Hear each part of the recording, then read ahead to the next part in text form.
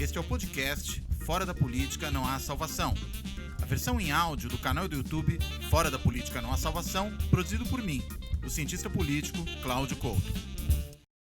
Esse episódio do Fora da Política Não Há Salvação vai tratar da guerra cultural do bolsonarismo. E para isso, nós temos um convidado super especial, que é o João César de Castro Rocha. Ele é professor titular de literatura comparada na UERJ, a Universidade Estadual do Rio de Janeiro, e é doutor em literatura comparada pela Universidade de Stanford, nos Estados Unidos. E o João César, ele está com um livro no prelo, na verdade, poderíamos dizer quase no forno, porque está prontinho para sair, deve sair pela editora Caminhos, agora em julho. O livro é Guerra Cultural e Retórica do Ódio, Crônicas do Brasil. E o João trata nesse livro justamente do tema do programa de hoje, que é essa discussão de como as guerras culturais não só ocorrem no Brasil, mas particularmente ocorrem, em especial, no governo Bolsonaro. E ele tem uma pesquisa original, foi buscar um documento importante do período da ditadura militar, que é, em boa medida, a principal referência para pensar esse problema, que é o Orville, ou livro ao contrário, um documento preparado pelo general Leônidas Pires Gonçalves, que foi ministro do Exército do governo Sarney, e que, naquele momento, elabora o que seria uma resposta para o livro Brasil Nunca Mais, aquele produzido pela Arquidiocese de São Paulo, né, junto também com a Igreja Evangélica e com o Rabino Henri Sobel, na época, para apresentar os crimes da ditadura militar, as torturas, os desaparecimentos. E o Orville teria sido uma tentativa de resposta a isso. Só que mais apenas do que apresentar, digamos, uma leitura contrária e outros aspectos, ou o outro lado da moeda, o que teriam sido as barbaridades produzidas pelos guerrilheiros de esquerda, né, pela luta armada, o Orville também traz junto consigo uma espécie de doutrina a respeito da política brasileira. Enfim, são esses temas que vão servir de base aqui para a nossa discussão. Eu quero dar as boas-vindas para o João e pedir, João, se você quiser já falar um pouquinho do seu livro que está para sair e qual é o ponto central dele, daí a gente emenda o resto da conversa. Perfeito, Cláudio. Muito obrigado pelo convite. Uma alegria grande dialogar com você. Acompanho seu trabalho já há bastante tempo e eu acho que cada vez mais nós precisamos ocupar as redes sociais com conteúdo, com uma ética do diálogo e superar de vez a retórica do ódio, que se tornou a linguagem dominante das redes sociais no Brasil. Mas vamos lá. O livro, a sua síntese foi muito precisa. O meu livro tem, Cláudio, um limite muito claro. E eu sou sempre o primeiro a reconhecer os meus limites. É que eu estou trabalhando com a ideia de que a guerra cultural bolsonarista ela tem alguns elementos próprios que são intrinsecamente associados ao contexto brasileiro e esses elementos têm sido sistematicamente negligenciados por uma série de estudos. E são estudos muito inspiradores, estudos muito importantes, que realizam de maneira correta e bastante aguda uma relação entre os elementos da guerra cultural norte-americana e europeia, que dominam o mundo nos últimos 20 anos e que são elementos que foram fundamentais para a ascensão da direita e da extrema-direita em todo o mundo, e associam também as técnicas utilizadas nas guerras culturais, que são todas técnicas associadas ao universo digital e às redes sociais. Dessa forma, nós ficamos muitas vezes na análise da guerra cultural bolsonarista buscando paralelos que são corretos, mas que me parece que não nos permitem realmente compreender a especificidade do bolsonarismo, da guerra cultural levada adiante neste governo e, sobretudo, não nos permitem antever as consequências que eu considero realmente funestas e mais perigosas para a democracia do que a própria ditadura militar instaurada com o golpe militar de 64. Eu sei que dizer isso parece surpreendente, mas eu espero surpreendê-lo ainda mais ao longo dessa conversa, porque a razão pela qual eu decidi escrever este livro é uma angústia muito grande ao perceber que os meus pares parecem não entender de fato o que significa a guerra cultural bolsonarista. E por que você acha, João, que ela é mais perigosa até do que a ditadura militar de 64? Onde é que você vê esse risco maior? Vamos lá, então. Se eu estiver certo na minha hipótese, a guerra cultural bolsonarista ela tem muito pouco a ver com o conceito usual de guerra cultural. A ideia de uma guerra cultural nesses termos foi expressa da maneira a mais clara possível num famoso livro de 1991, do James Davison Hunter, cujo título é Culture Wars, As Guerras da Cultura. E o subtítulo é A Batalha para Definir a América, The Struggle to Define America. E a batalha para definir a América circulava num eixo que envolvia família, política, arte e a justiça. É quase que uma espécie de retrato falado do Ministério da Damares Alves. Então, essa noção de uma guerra cultural que gira em torno de uma agenda conservadora e da recusa de comportamentos progressistas é algo que acontece desde final dos anos 80, avança nos anos 90 e foi fundamental para pavimentar a ascensão da extrema-direita no mundo todo. Se você toma, por exemplo, as políticas de um Viktor Orbán, de um Duterte nas Filipinas, de um Donald Trump, de um Jair Messias Bolsonaro, há muitos pontos em comum numa agenda que é muito menos conservadora do que propriamente reacionária. Então, compreende-se essa associação que se faz entre a guerra cultural bolsonarista e esses movimentos. E compreende-se ainda mais porque há uma ligação óbvia entre Steve Bannon e Eduardo Bolsonaro. E é evidente que as técnicas utilizadas na campanha eleitoral de 2018, as técnicas de envio massivo pelo WhatsApp, a forma de utilização da internet, o emprego das redes sociais como um agente político, isto tudo foi pavimentado, teoricamente, pelo Steve Bannon, nessa firma, a Cambridge Analytica, e teve um resultado absolutamente surpreendente na eleição do Donald Trump em 2016, no Brexit em 2016 e na eleição do Jair Bolsonaro. É compreensível, então, Cláudio, que haja uma série de estudos que, para mim, foram fundamentais e que fazem esta associação. É muito importante compreender isso. Perfeito. Quer dizer, agora... Oi, desculpa, pode falar. Por favor, não, vamos lá. É que eu achei que você fosse parar, por isso que eu coloquei, mas pode continuar. Não, claro. Não, por favor. Não, o que eu ia te perguntar quer dizer, o que você está dizendo é que nós temos aí, vamos dizer, uma sobreposição razoável entre essas guerras culturais e esse movimento da extrema-direita que ocorre em vários lugares do mundo e que vem lá desde os anos 80. Inclusive, você falava disso e eu lembrava de um intelectual que nem era, eu diria, de extrema-direita, mas era claramente um intelectual de direita. O Samuel Huntington, que escreve um livro, claro, acho que no final dos anos 90, se eu não estou enganado agora, em que ele fala da perda da identidade americana. E ele aponta aí para o problema da entrada dos hispânicos e tudo mais, claro, que vem um pouco na sequência daquele da Guerra das Civilizações, né? Do Huntington, ao final da Guerra Fria. Né? E tem muito... Me lembrou, quando você falou desse outro trabalho, me lembrou muito, né, a discussão do Huntington. Agora, o que você está dizendo tem um aspecto similar, que é o aspecto, digamos, do formato de como se faz essa guerra pelas novas mídias, enfim, usando uma série de procedimentos similares, eu diria que talvez, inclusive, a difusão aí de fake news e coisas do tipo.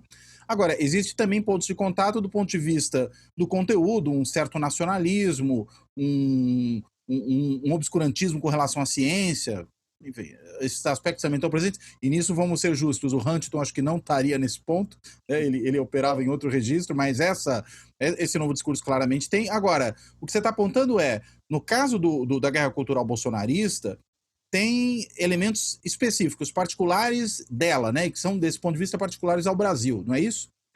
Exatamente. Então vamos lá. Uma última observação antes de entrar diretamente nos aspectos brasileiros do bolsonarismo. É que, na verdade, a noção de guerra cultural, isso nós precisamos ampliá-la. Porque guerra cultural é uma disputa de valores e um contraste entre visões de mundo que caracteriza a modernidade ocidental. A partir do momento em que o tempo histórico deixou de ser circular, em que a tradição deixou de ser o eixo absoluto em torno ao qual todas as ações e pensamentos gravitam, a partir do momento em que o tempo se dividiu entre passado, presente e futuro, e havendo uma diferença qualitativa em cada um desses momentos, em que o presente, teoricamente, acrescia ao passado e o superava, o futuro tornaria o presente, o passado do futuro, e assim sempre, a disputa de valores já é constitutiva da modernidade. Nós não precisamos, por nenhuma razão, limitar o nosso horizonte à Universidade Americana dos anos 80 e 90. Claro. Embora hoje no Brasil parece que tudo começou na Universidade Americana. Sim. É verdade que as bibliotecas são maravilhosas e que as bolsas são muito generosas, mas houve vida antes das universidades americanas. Por exemplo, sem dúvida. se nós lermos com cuidado, Cláudio, os Lusíadas do Camões, a guerra cultural lá já está. Porque os Lusíadas do Camões se baseiam no fato de que se Vasco da Gama superou as colunas de Hércules, quer dizer, o Estreito de Gibraltar, deixou o Mare Nostrum, o Mediterrâneo, e avançou para o Atlântico, então Camões, como poeta, também tem que ir além de Homero. Está aí a guerra cultural. O presente sempre acrescenta o passado. Então, guerra cultural é algo muito mais amplo, constitui a modernidade e implica a disputa entre visões de mundo contraditórias. Uhum. Cláudio, isto nada tem a ver com o bolsonarismo. Por quê? Agora vamos lá. É da Kulturkampf, né? Dos alemães, inclusive, né? Isso, exatamente. A Kulturkampf dos alemães no século XIX, que era justamente uma definição de uma nova forma de cultura, de uma nova forma de civilização. Na Rússia do século XIX, é a distância entre os eslavófilos e os que defendiam a cultura ocidental. De um lado, Dostoiévski, de outro, Turgenev. Então, a ideia de uma guerra cultural como contraste de valores é uma ideia fundamental. Imaginar que a guerra cultural bolsonarista é isto, de maneira involuntária, não nos tornar capazes de resistir à verdadeira ameaça da guerra cultural bolsonarista. Vou repetir, é muito mais assustadora do que a ditadura militar. Então, vamos lá. 3 elementos. O primeiro deles é que a guerra cultural bolsonarista, pela minha hipótese, representa uma tradução inesperada e insensata, e o adjetivo é deliberadamente escolhido, uma tradução inesperada e insensata da doutrina de segurança nacional para tempos democráticos. Eu digo isto desde o ano passado. Nesta semana, a minha hipótese parece estar confirmada, porque tanto o Supremo Tribunal Federal quanto o ministro da Justiça lançaram mão da Lei de Segurança Nacional. A que vige hoje é a de 1983, promulgada pelo general João Batista Figueiredo, aquele que faria democracia e que, se alguém não desejasse, ele prendia e arrebentava. Exato. Democracia nem que seja na marra, né? Na porrada. Exatamente. Mas a doutrina de segurança nacional, ela não é brasileira. Você sabe disso muito bem. Estamos falando aqui para os ouvintes, né? Para quem nos assiste. Ela foi desenvolvida por vários países no contexto da Guerra Fria e ela pretendia criar um corpus doutrinário para dar conta da ameaça concreta da invasão de um inimigo externo. No plano da cultura popular, é o momento em que nós temos uma profusão de filmes de espionagem em que sempre há uma bela espiã ou um espião que ninguém espera que invade o país. No Brasil, a doutrina de segurança nacional foi aperfeiçoada na época da ditadura militar na Escola Superior de Guerra. E a Escola Superior de Guerra é preciso levá-la muito a sério. É um importantíssimo núcleo de formação de pensamento doutrinário para as Forças Armadas, e não apenas para o Exército. Isso se corporificou na Lei de Segurança Nacional. Na ditadura militar, houve 3. A primeira foi de 1967, que já era bastante draconiana. A segunda, a que permaneceu vigente de 1969 a 1983, Cláudio, é uma lei que quem nos assiste agora pode ir no site do Senado Federal e baixar a lei e lê-la. Não são muitas páginas. Eu me dei o trabalho de contar. O substantivo morte aparece na Lei de Segurança Nacional de 1969 32 vezes. Nossa! A Lei de Segurança Nacional de 1969 reestabeleceu no país a pena de morte, em 3 artigos, cuja a pena mínima era prisão perpétua. Pena máxima, pena de morte. E houve casos no Brasil de pena de morte que foram comutados em prisão perpétua. 1969. Portanto, no Brasil, entre 1969 e 1983, houve legalmente a pena de morte. Como foi a adaptação feita no Brasil da doutrina de segurança nacional? A doutrina de segurança nacional tem um objetivo e um corolário de ferro. O objetivo, como se tratava inicialmente da Guerra Fria, portanto, da disputa entre potências, era a identificação do inimigo externo. Uma vez identificado, o corolário necessário, a sua eliminação. Isso se baseava na guerra, né? Justamente. Isso se baseava, Cláudio, no direito público internacional, que tem o princípio da conservação. Se um país for ameaçado ou estiver na iminência de uma ameaça séria para uma potência estrangeira, ele tem o direito legal, internacionalmente reconhecido, de lançar mão dos meios necessários para repelir a ameaça. Isto é, o direito de conservação é o princípio da legítima defesa aplicado às nações. Porque é o inimigo externo. O que fez a doutrina de segurança nacional no Brasil durante a ditadura militar? Adaptou a noção de inimigo externo para inimigo interno. O subversivo tornou-se, nos termos da Lei de Segurança Nacional, inimigo interno. Portanto, ele podia ser eliminado. Essa é uma característica da ditadura militar brasileira que você não encontra paralelos com facilidade em outras ditaduras do período, que era, e provavelmente isso de extração positivista, que era uma autêntica obsessão legalista. Todas as ações arbitrárias da ditadura militar conheceram atos institucionais que procuravam dar o verniz de legalidade. Por exemplo, a extinção do habeas corpus, que permitia que qualquer pessoa fosse presa por um período longo, de até 45 dias, incomunicável, sem direito a constituir advogado, sem direito sequer a dar um telefonema para a família. E nós sabemos, Cláudio, que nesses longos períodos as pessoas eram torturadas, muitas vezes mortas e algumas vezes o corpo desaparecido. Agora, essa ação totalmente arbitrária e inconstitucional teve um verniz de legalidade dado pelo ato institucional número 5. Então, a doutrina de segurança nacional, ela deu um corpus doutrinário para a ideia de que, uma vez identificado o inimigo interno, ele poderia ser eliminado. A guerra cultural bolsonarista é isto.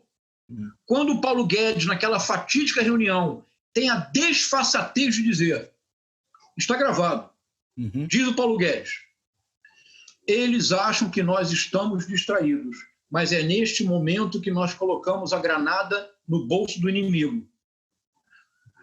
Cláudio, o meu trabalho tem me permitido, se você não vai acreditar no que eu vou dizer agora, eu sou capaz hoje em dia de ler os tweets involuntariamente dadaístas do Carlos Bolsonaro e traduzi-los para uma lógica própria, que é a lógica da doutrina de segurança nacional. Mas já falei muito. Você é o intérprete dos hieroglifos do Carlos Bolsonaro, porque não é qualquer um que consegue entender. Ontem mesmo... Não, ontem não, eu sou o hoje... do Brasil contemporâneo, não é isso? Pois é, eu tentei entender o que ele quis dizer nos últimos tweets aí e confesso que eu não sabia exatamente... quando ele fala do Moro... Eu traduzo para você. Ah, é? Porque eu não sabia se ele estava falando de que o Moro começou tudo isso quando saiu do governo, ou se o Moro começou tudo isso quando mandou prender o Lula. Enfim, era impossível descobrir exatamente do que ele estava falando. Ele realmente tem um linguajar muito próprio. Eu explico. Vamos falar? Vou fazer. Então, o primeiro ponto, a doutrina de segurança nacional, que é draconiana, identificação do inimigo. Não há doutrina de segurança nacional se não houver um inimigo para ser identificado.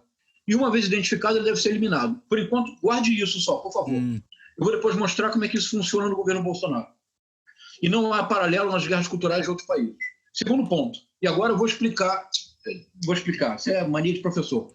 Vamos conversar e ver se nós entendemos o que você acabou de dizer no tweet do Carlos Bolsonaro. Eu creio que é possível. Vamos lá. Eu só não consigo acertar os números da Mega Sena. Mas nem ele. Segundo ponto. E você, na sua síntese, Cláudio, você foi absolutamente correto. Eu posso ser bastante sintético. O Brasil Nunca Mais foi um livro que provocou um trauma nas Forças Armadas brasileiras. Porque o Brasil Nunca Mais, e vale a pena recuperar brevemente como é que ele foi escrito. Em 1979, com o princípio mais ativo da redemocratização, alguns advogados, entre eles o Luiz Eduardo Greenhalgh, os advogados tiveram acesso aos processos dos presos políticos para defendê-los, porque houve anistia. Então era preciso ter acesso aos documentos para poder solicitar ou não a revogação de prisões. Então, os advogados tiveram acesso em Brasília, no Superior Tribunal Militar, aos processos. Processos estes, Cláudios, instruídos pela Justiça Militar. Qual foi o choque que eles tiveram? Quando eles começaram a folhear os processos, nos processos instruídos pela Justiça Militar, os presos políticos, diante dos generais, dos juízes militares, diziam: eu só fiz esta declaração porque eu fui torturado. E quando o juiz militar dizia: como, não há tortura no Brasil? Ele dizia: não, me colocaram no pau de arara, eu recebi choques, fizeram afogamentos, ameaçaram. Em outras palavras, O Brasil Nunca Mais, ele tem uma importância metodológica que nós somente não reconhecemos porque nós não somos capazes de imaginar que brasileiro pode dar contribuição teórica e metodológica. Do ponto de vista dos estudos associados, por exemplo, ao Holocausto, o Brasil Nunca Mais, metodologicamente, deveria ser conhecido e estudado no mundo inteiro. Porque o que o Brasil Nunca Mais fez é uma compilação dos testemunhos de vítimas da tortura e das arbitrariedades, mas estes testemunhos não foram feitos post-facto pelos torturados, nem foram angariados por uma ONG de esquerda. Não! Estão todos constam dos autos dos processos instruídos pelos próprios militares. Ou seja, as torturas que estão descritas no Brasil Nunca Mais são torturas que estão configuradas nos processos que foram instruídos pelos militares. Ou seja, é uma prova incontestável. O Otelo e o nosso querido Mouro, Otelo, desesperado na peça, exigia para o Iago: I want ocular proof. Eu quero prova ocular, eu quero ver com os meus olhos, que é o que quer dizer a palavra evidência. Evidência em latim é ver. Ora, os processos militares, as 6.000 páginas coletadas pelos advogados dos presos políticos, são a prova ocular que o Otelo tanto desejava. É uma mancha irreparável na reputação das Forças Armadas. E é por isso que fez o Exército tanto, né? Exatamente. Ainda hoje, que seja possível que nós tenhamos um presidente e um vice-presidente que tenham a coragem de fazer uma homenagem a um dos piores torturadores da história da humanidade, Carlos Alberto Brilhante Ustra. Vou repetir para que fique configurado: um dos piores torturadores da história da humanidade. Um homem cujas torturas eu não descreverei, porque não há motivo para isso. Mas nós todos sabemos que tenhamos um presidente e um vice-presidente que tenham a desfaçatez de elogiar um torturador, é pelo que eu direi agora. Então, o Exército fez o Orville. A sua descrição, Cláudio, foi perfeita. Eu vou acrescentar só um ponto. Se o Brasil Nunca Mais era uma denúncia dos crimes da ditadura, o Orville, para o Exército, seria uma denúncia dos crimes da esquerda. É assim que nós sempre lemos o Orville. Até que eu me dei o trabalho de ler 2 vezes, acredite nisso. O meu lugar no céu já está assegurado. Eu me dei o trabalho de ler 2 vezes, anotando e fazendo as correspondências internas das 954 páginas do Orville, que todos podem ter acesso na internet. O livro foi publicado em 2012, com uma apresentação de quem? Do Ustra. Mas é impossível de encontrar. Eu tenho, mas é quase impossível de encontrar. Mas eu posso mandar para você depois, você pode colocar na descrição do vídeo, o facsímile da publicação feita pelo Exército. Perfeito. O mais importante não é o elenco dos crimes da esquerda armada. O mais importante é a matriz narrativa. A matriz narrativa leva ao Carlos Bolsonaro e explica esse tweet. Qual é a matriz narrativa, Carlos? Isso é bem importante. E eu estou muito angustiado, eu quero que as pessoas entendam. Se depois de você entender de onde vem o bolsonarismo, se você desejar continuar apoiando o movimento, é um direito seu. Mas você pelo menos tem que fazê-lo com total consciência do que está sendo feito. Vamos lá. Qual é a matriz narrativa do Orville? O que eu vou dizer agora, Cláudio, é todo o bolsonarismo, é todo o discurso do general Augusto Heleno, é todo o discurso do general Milton Mourão, é todo o discurso da militância radical bolsonarista, é todo o discurso do Olavo de Carvalho. Veja, matriz narrativa. Para isto, basta ler umas 40 páginas das 1.000 páginas do Orville.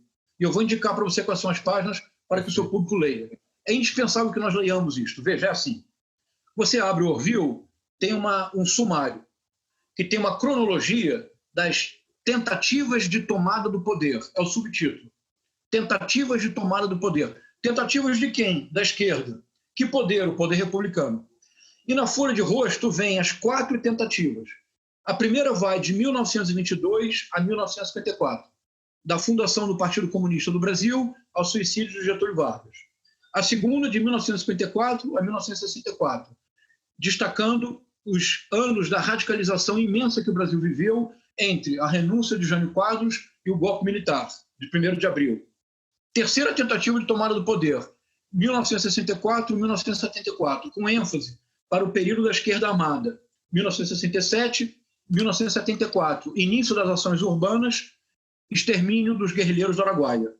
1974, a 4ª tentativa de tomada do poder. Perceba, Cláudio, que para esta matriz narrativa, desde 1922, não houve um dia sequer no qual o movimento comunista internacional não tenha tentado impor a ditadura do proletariado num país cujas dimensões continentais fariam do Brasil uma China tropical.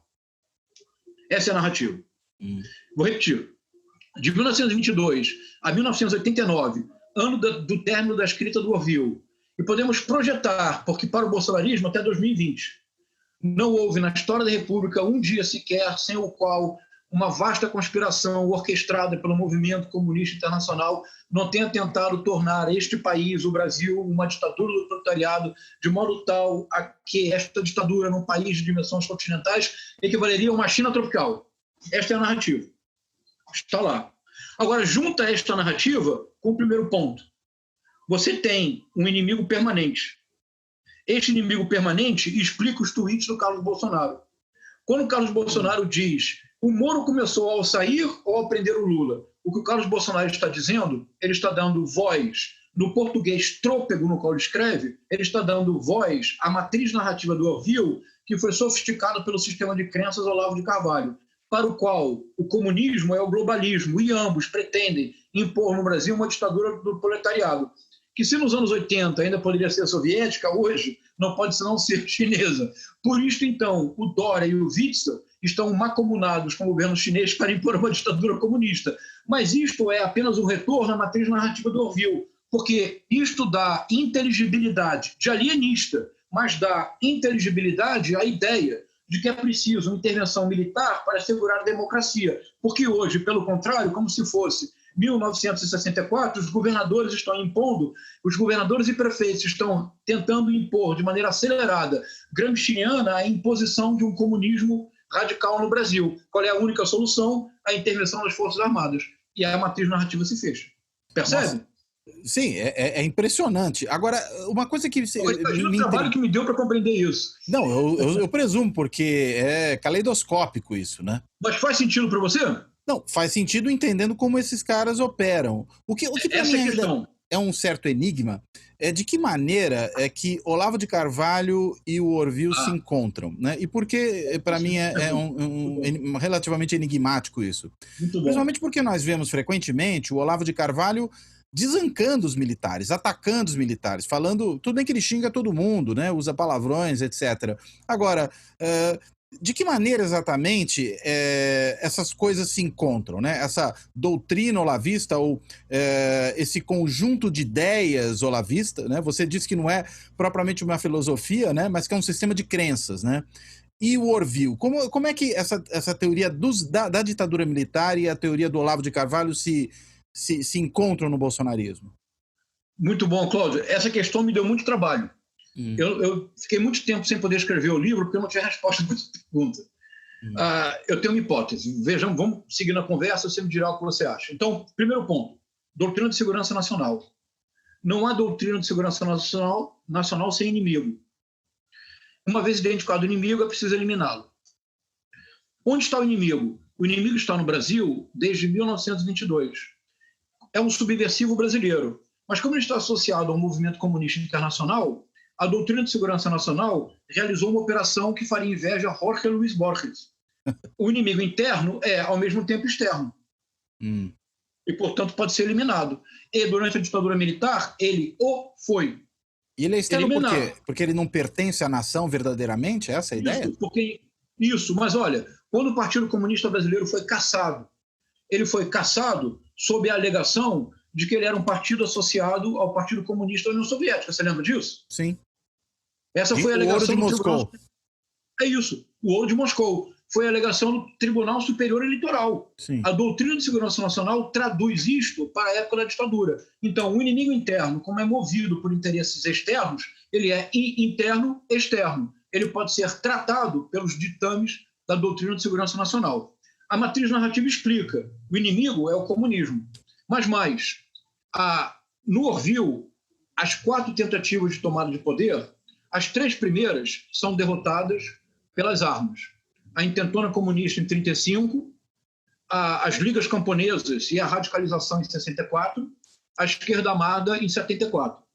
Diz então o Orville, E o Orville cita o Herbert Marcuse, se você acreditar nisso. Sim. Uma única vez, na página 222. Ah, só uma vez eles falam do Marcuse? Só uma vez. Marcuse só uma vez na página 222 no âmbito da Revolução Cultural, da Revolução de maio de 68. Razão e Revolução? Isso.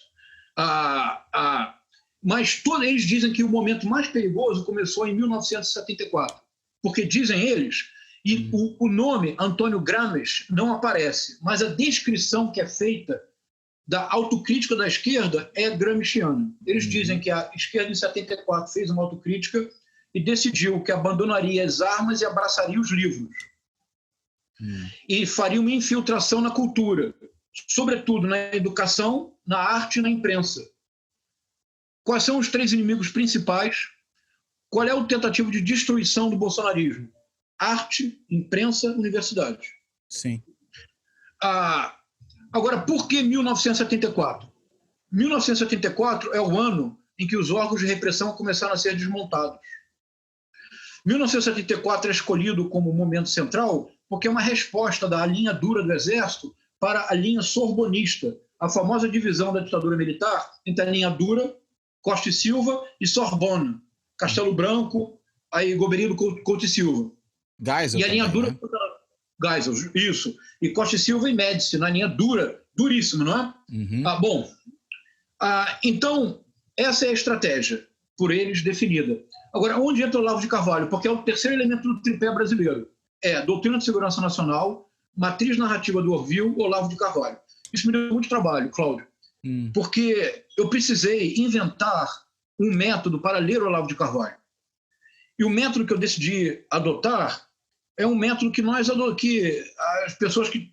Eu sou professor de literatura comparada, mas eu sou formado em História, com uma ênfase em Antropologia. Eu trabalhei em arquivo, na Fundação Getúlio Vargas, trabalhei no CPDOC, em arquivo mesmo. Então eu tenho experiência, quer dizer, eu conheço o métier. Então eu fiz uma leitura etnográfica do Olavo de Carvalho. Isto é, em nenhum momento, ao escrever sobre o Olavo de Carvalho ou falar sobre ele, você não me escutará nunca fazer críticas de caráter pessoal ou pejorativas. Não há essa possibilidade. Eu deixo isso para ele. A minha leitura foi etnográfica. Eu tomei a trilogia do Olavo de Carvalho como objeto principal, que é um livro publicado em 1994, A Nova Era e a Revolução Cultural. O segundo livro, publicado no ano seguinte, O Jardim das Aflições. O terceiro livro, O Imbecil Coletivo, de 1996. E eu submeti esses três livros a uma leitura etnográfica. Ou seja, em nenhum momento me preocupei em contestar o conteúdo das afirmações. Eu tomei os livros como sendo uma autodeclaração. O que eu fiz é que eu esquadrinhei os três livros e descobri os três eixos de força de cada livro e compreendendo como que eles se articulam. E isso montou um sistema de crenças. Boa parte do que parece ininteligível no cenário contemporâneo brasileiro, você consegue remontar o sistema de crença ao Olavo de Carvalho. E eu fiz descobertas incríveis. Por exemplo, mas, Cláudio, me interrompa, tá? Por favor. Não, está muito interessante. Por favor, prossiga.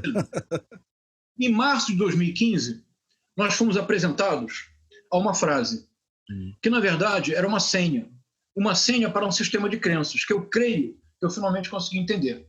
E eu quero muito dividir essa hipótese com a sociedade. Porque, de novo, se a minha hipótese fizer sentido, o bolsonarismo se torna ainda mais aceitável do que ele já é. Mas aceitável? Ainda mais inaceitável. Inaceitável. Tá. Ainda mais inaceitável. Então, vamos lá. Em março de 2015, as pessoas usaram as manifestações multitudinárias. Foram as maiores manifestações da história política brasileira.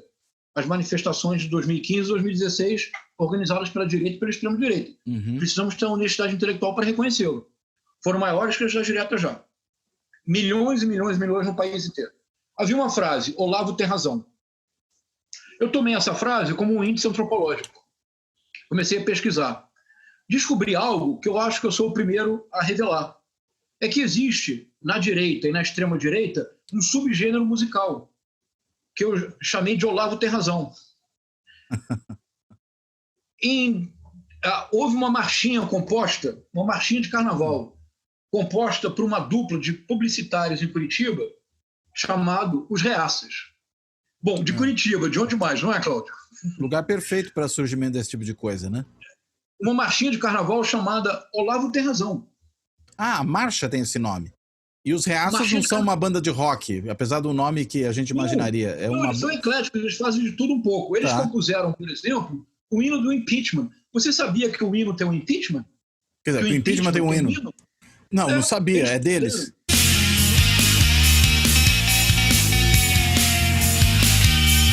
Chegou a hora de pôr o lixo pra fora, da presidente ir embora e levar junto o PT. Chegou a hora, não pode ter mais demora. É o Brasil que implora pra gente não se render.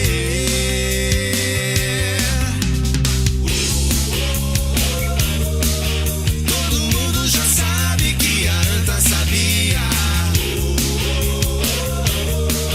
que o Molusco mandava e ela obedecia. Impeachment, não tem como fugir. Impeachment, pede pra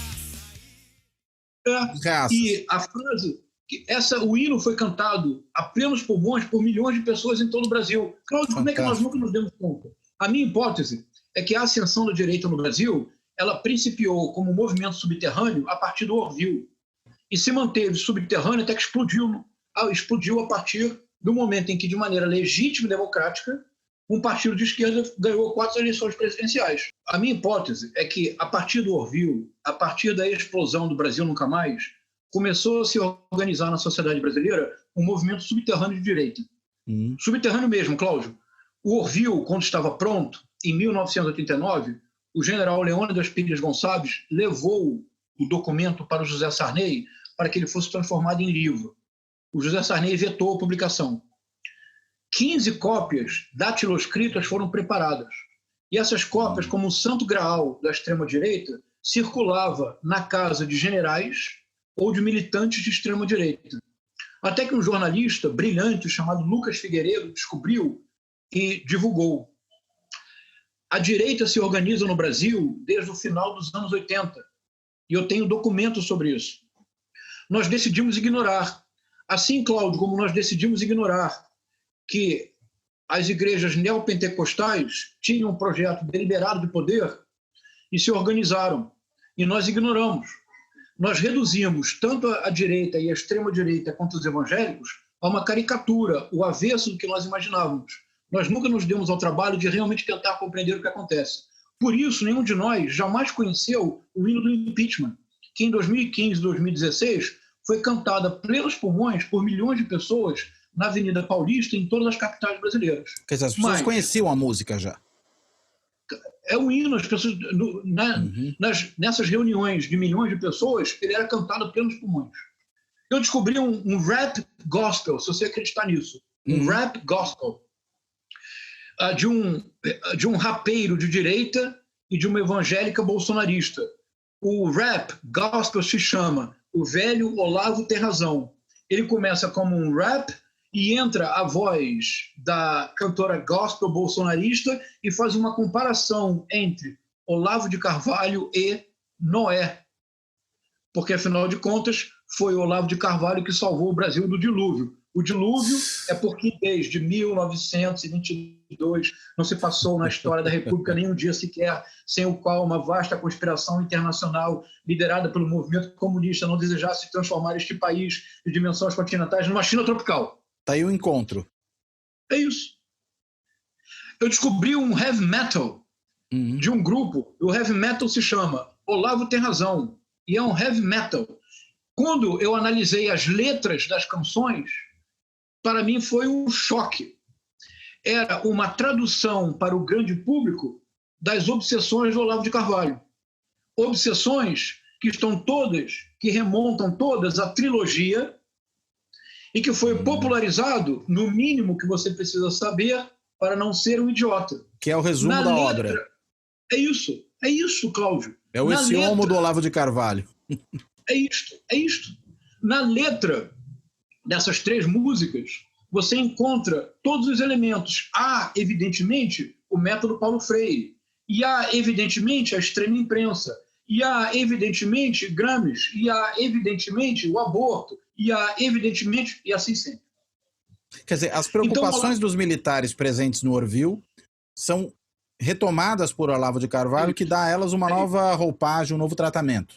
Muito mais sofisticada e que deu, a partir dos anos 90, para a direita no Brasil, algo que nós não vimos. Uma musculatura inédita e o mais importante, Cláudio, isso que eu vou dizer agora me custou muito trabalho compreender, eu não afirmo que eu estarei certo, é para que nós pensemos. O Olavo de Carvalho deu para uma juventude de direita no Brasil linguagem. Linguagem.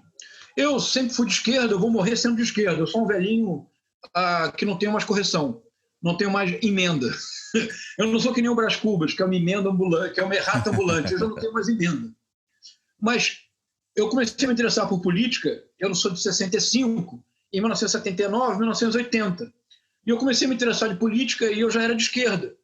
E eu tinha uma linguagem. Eu lia certos livros, havia uma linguagem que me irmanava a uma certa comunidade de pensamento e uma certa visão de mundo, uma projeção de futuro. Claro. E a direita no Brasil tinha dinheiro, poder, ar-condicionado, gabinetes em Brasília, mas a direita no Brasil não tinha linguagem, Cláudio. Na nossa geração, se nós tivéssemos um colega na faculdade que fosse de direita, ele timidamente expressava suas opiniões. Sim, é isso mesmo.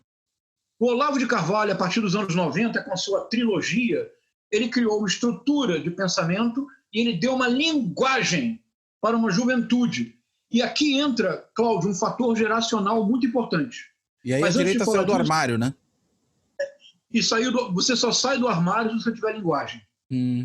Qual é o grande problema da esquerda hoje no Brasil? A esquerda perdeu a linguagem. E ao perder a linguagem, perdeu a batalha das ruas.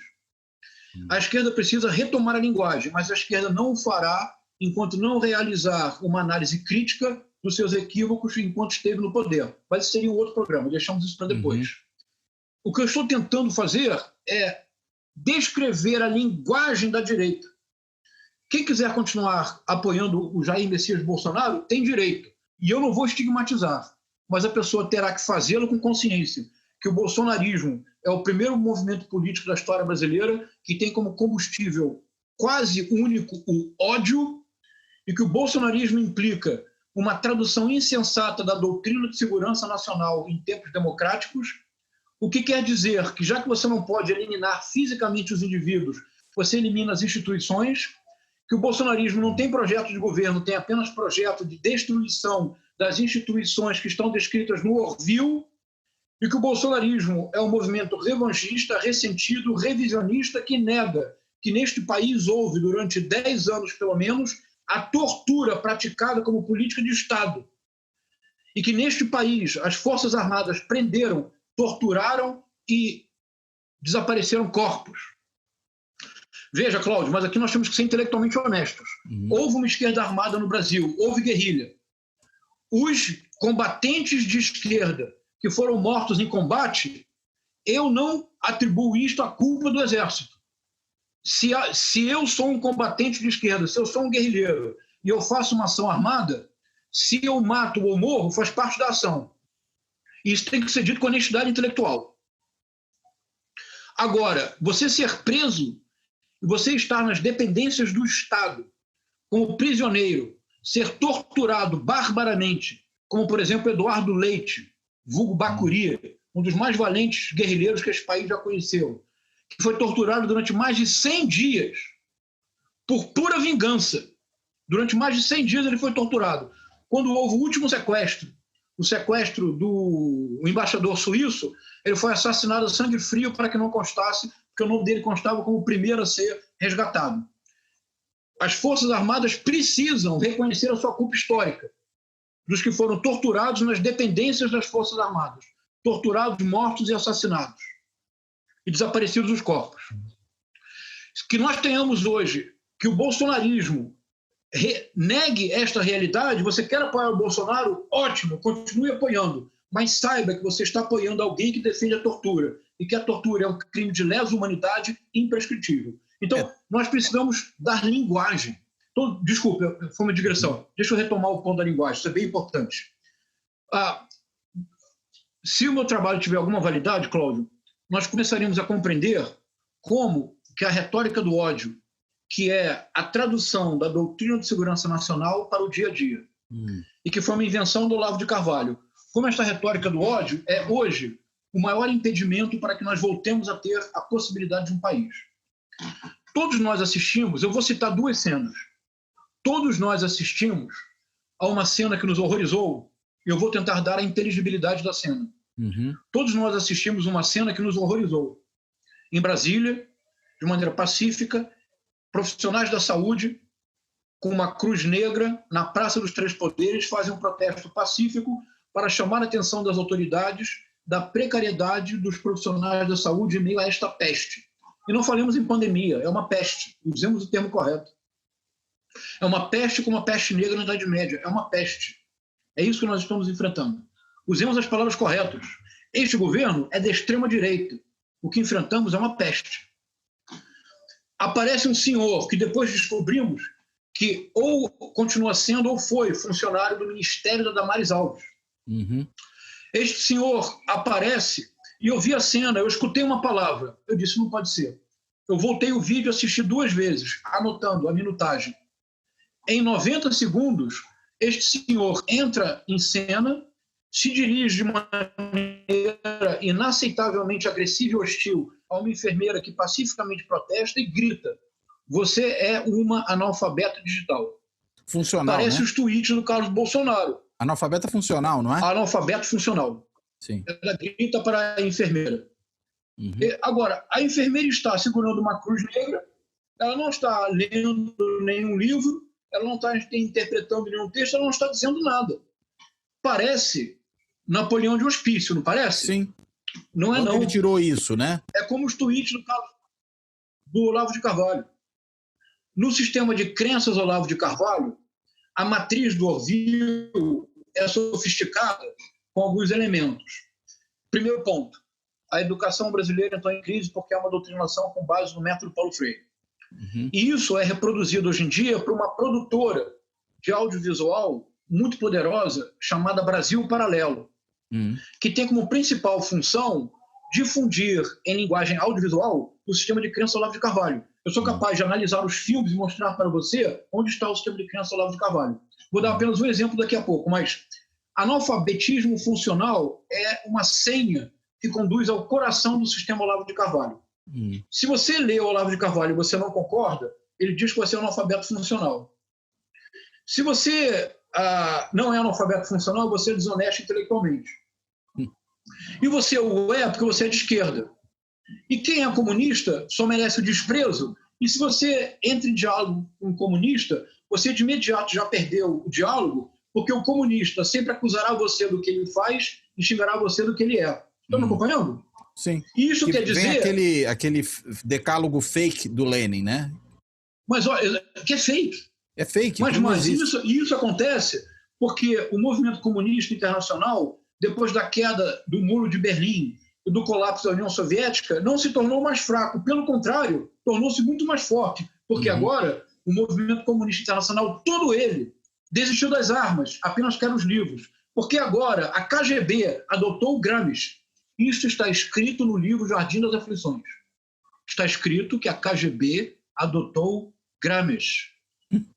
Então, se você começar a ler os tweets do Carlos Bolsonaro e essas declarações insanas que povoam as redes sociais e que dão linguagem, estrutura de pensamento e argumentação retórica para toda uma militância, isto é o sistema de crenças Olavo de Carvalho, que eu sou capaz de descrever sem fazer uma única crítica ao próprio.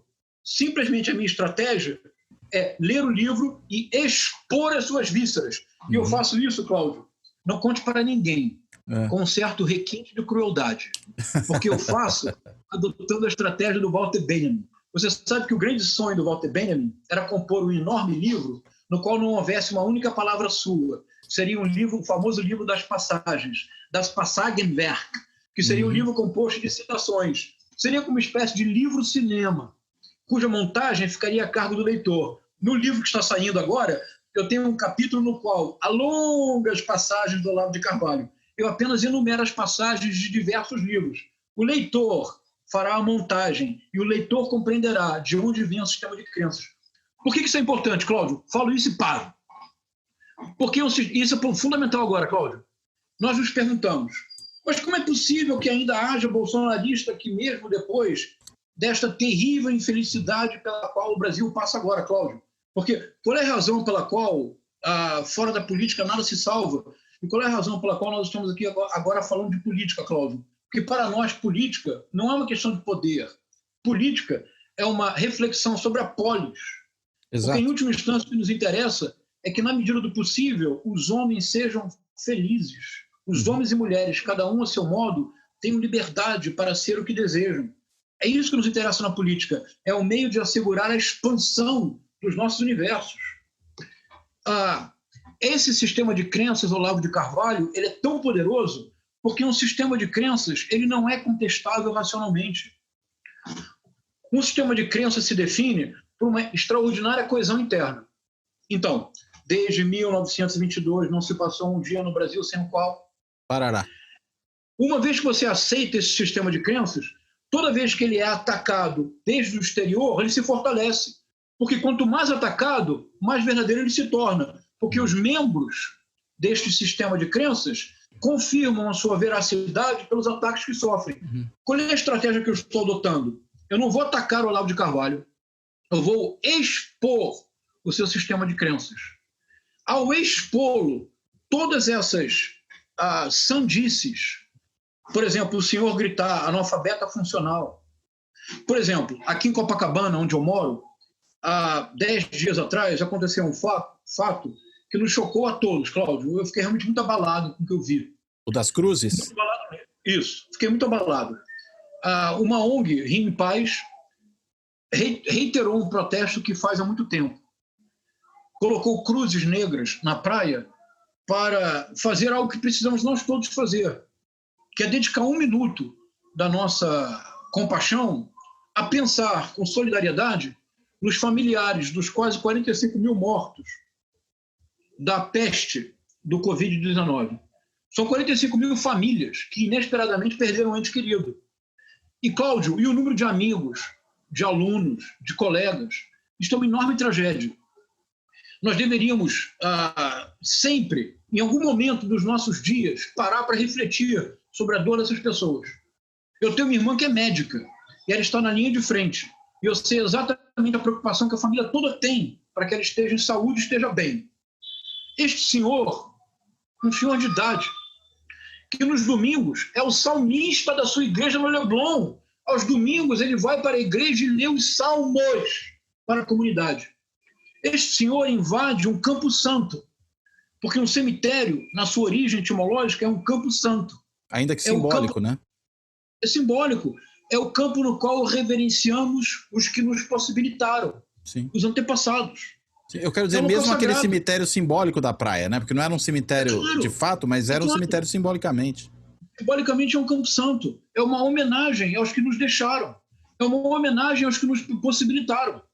Bom, este senhor invade e derruba as cruzes. Um outro senhor que deu uma entrevista que me comoveu muitíssimo e que me fez entender que eu estou no caminho certo. Um senhor, o Marco Antônio, que era o pai de um menino de 25 anos, saudável, que faleceu. Este senhor se revoltou, entrou na areia e começou a recolocar as cruzes, dizendo: respeito pela minha dor. O meu filho de 25 anos faleceu. O povo está unido contra isso. Seus merda! Fala dos governadores! Agora vamos do palau!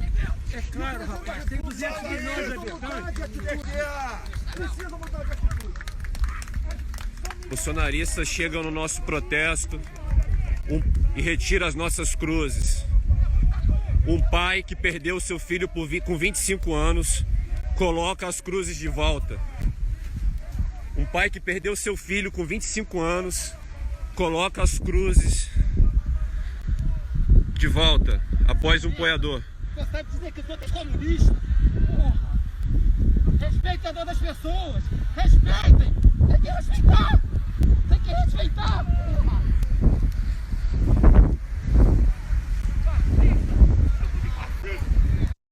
Ele deu uma entrevista que eu vou mandar para você o link para você oferecer para para o seu público. Ele tem uma frase que ele diz assim: eu estou chocado em ver como essas pessoas, por paixão política, perderam a capacidade de empatia e o sentido de humanidade. O bolsonarismo é isto, é a perda da humanidade. Por quê? Mas por quê? Porque a doutrina de segurança nacional, ao identificar o inimigo, o torna menos que humano. A retórica do ódio do Olavo de Carvalho tem esta função, de tornar todos que sejam de esquerda menos do que humanos. Se somos menos do que humanos, podemos ser eliminados. É isto. Vamos metralhar a petralhada, né? É isto. Então, Cláudio, eu assisti o vídeo inteiro com engulhos, mas eu me obriguei a assistir o vídeo, porque eu tinha a intuição de que eu descobriria que havia algo para ser descoberto neste vídeo. Então, eu descobri 3 ou 4 versões do vídeo e assisti a versão mais longa. Cláudio, este senhor, que aos domingos é o salmista na comunidade de sua igreja no Leblon, justifica o seu ato dizendo: são todos de esquerda. Os mortos? Ou os manifestantes? Os que fizeram os manifestantes. Que loucura. Isto é. Mas isto é o sistema de crença do Olavo de Carvalho. O Olavo de Carvalho ensinou que se você é de esquerda, se você dialoga com alguém de esquerda, você já está errando. Não há diálogo. A guerra cultural para o bolsonarismo significa identificar o inimigo, desprezá-lo ao ponto da nulificação. Daí a retórica do ódio do Olavo de Carvalho tem como essência o que eu chamo da desqualificação nulificadora. O outro é desqualificado a um ponto tal que, ao contrário da ética do diálogo que eu proponho, porque na ética do diálogo que eu estou propondo como linguagem para a sociedade brasileira, o outro, desde sempre, é um outro eu, cuja diferença enriquece o meu horizonte. Sim. Por exemplo, Cláudio, eu sou um cara de esquerda, mas eu leio todos os autores de direita que eu posso, eu tenho amigos que são de direita, eu dialogo, eu já fiz live com o MBL. Para mim é fundamental a ampliação do repertório, isto é, quando eu dialogo com alguém de direita, como a visão de mundo dele é muito diferente da minha, se eu abrir os meus ouvidos, eu não serei convencido por ele, mas o meu horizonte já se ampliou de imediato, porque o ângulo pelo qual ele compreende os mesmos problemas é muito diferente do meu. Então, na ética do diálogo, o outro é sempre um outro eu, e essa diferença me enriquece. A retórica do ódio ensinada pelo Olavo de Carvalho a partir da sua ida para os Estados Unidos e do seu ingresso nas redes sociais a partir de 2006, inicialmente com um programa de rádio chamado The True Outspeak, depois com seu canal no YouTube e com o curso de filosofia online, o curso online de filosofia, o COF, o Olavo de Carvalho passou 2 décadas ensinando, pregando, e eu uso a palavra cuidadosamente, a pregação do Olavo de Carvalho levou a uma doutrinação. O resultado é a retórica do ódio. Se você se der o trabalho de tentar interagir com bolsonaristas como eu faço, você decodifica muito rapidamente a retórica do ódio. A desqualificação nulificadora do outro é a base. Quando eu reduzo o outro a um nada, eu posso fazer deste outro o que eu quiser. Tanto Viktor Klemperer quanto Eric Voegelin, analisando a linguagem que antecedeu a emergência do nazismo na Alemanha, eles dizem que só foi possível a eliminação física do diverso porque antes, simbolicamente, ele foi reduzido linguisticamente a um nada. Por isto, o bolsonarismo é muito mais perigoso do que a ditadura militar. Quando este senhor se dá ao desplante de desrespeitar um Campo Santo, de desrespeitar a dor do que hoje são 45 mil famílias, este senhor só pode fazê-lo porque ele foi abduzido pela retórica do ódio.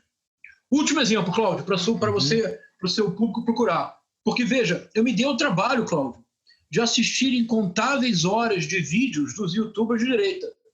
Me ofereça pelo menos uma medalha de honra ao mérito. Ou um engove. Eu assisti um número inimaginável de documentários do Brasil Paralelo. Eu acho que eu mereço pelo menos a consideração do público. Compre meu livro. Mas me acompanha, Cláudio, isso é bem importante. Sim. No filme do Brasil Paralelo, o documentário, agora você vai entender tudo, Cláudio, olha só. O documentário se chama, preste por favor atenção no subtítulo, 1964. Subtítulo, O Brasil entre Armas e Livros. O subtítulo é uma síntese audiovisual da matriz narrativa do Orville e da sofisticação da retórica do ódio do Olavo de Carvalho. Por quê? A ideia é a seguinte: no golpe militar, o exército venceu a Batalha das Armas, mas perdeu a Guerra dos Livros. E aí retomamos o discurso conspiratório que se encontra na trilogia da década de 90 do Olavo de Carvalho, que foi fundamental porque deu linguagem para a direita. A esquerda decidiu voluntariamente abandonar as armas e dedicar-se à disputa da guerra da cultura. A esquerda, então, depois da derrota da guerrilha urbana e da guerrilha rural, que não chegou a se estabelecer, a esquerda passou a dominar sistematicamente a cultura, a imprensa, a educação pública, sobretudo a universidade, a pesquisa, de modo tal a que um dia no Brasil, sem que nós soubéssemos, seríamos todos socialistas e um dia comunistas, sem que fosse necessária nenhuma revolução. O processo aconteceu paulatinamente e principiou para que ninguém se desse conta com o esquerdista Fernando Henrique Cardoso, porque todos nós sabemos que o PSDB é o primeiro passo necessário para a imposição de uma ditadura do proletariado no Brasil, país de dimensões continentais que faria com que fosse uma China tropical. Teoria da conspiração. É isto. Mas é isto mesmo. Quando o Carlos Bolsonaro faz um tweet dizendo que o Sérgio Moro ele se afastou do governo Bolsonaro ao deixar o governo ou ao prender o Lula, o que ele está dizendo é que o Fernando Henrique Cardoso é um comunista mais perigoso que o guerrilheiro das Farc, porque ele foi subliminar. O PSDB foi a forma que o movimento comunista internacional conseguiu para principiar a introduzir no Brasil de maneira clandestiniana o comunismo que hoje o João Dória e o Wilson Witzel ameaçam impor no Brasil. Então, agora, olha a perigosíssima analogia. Por isso o Olavo de Carvalho ataca os militares. O ataque que o Olavo de Carvalho faz aos militares sofistica e da forma verbal pretensamente filosofante a infame declaração do deputado Jair Messias Bolsonaro, que todos nós já escutamos, quando ele diz: o grande mal da ditadura militar é que matou pouca gente. No Brasil nós precisamos de uma guerra civil e precisamos pelo menos matar 30 mil pessoas. Todos nós conhecemos esta declaração do Jair Bolsonaro, não é verdade? Sim, ela é bem conhecida. Esse vídeo, todos nós conhecemos. O jovem Jair Bolsonaro ainda, inclusive. É isto. As críticas do Olavo de Carvalho aos militares é porque os militares não foram suficientemente draconianos. O que o Olavo de Carvalho exige dos militares é que os militares realmente implementem a Lei de Segurança Nacional. Então, Cláudio, você percebe que o meu trabalho tem um quê de olhar antropológico. Porque, veja, quando o Olavo de Carvalho, há mais ou menos 2 semanas, gravou um vídeo dizendo o ministro Alexandre de Moraes deveria ser preso sem direito a falar. E pena de morte, né? E no caso dele, eu apoio a pena de morte. Cláudio, isto é o ato institucional número 5. Você prender alguém sem direito a falar, sem direito a constituir advogado, é suspender o habeas corpus. E você defender a pena de morte é retomar a Lei de Segurança Nacional de 1969. O Olavo de Carvalho critica os militares, mas não os militares tout court. O Olavo de Carvalho critica os militares. Se nós voltarmos à linguagem de 1964, ele critica os militares da linha Sorbonne. O Olavo de Carvalho está fazendo um apelo aos militares da linha dura. O Olavo de Carvalho está mandando senhas, são códigos secretos. É o Orville de 2020. Orville é livro ao contrário, é um código secreto para desmontar o Brasil nunca mais.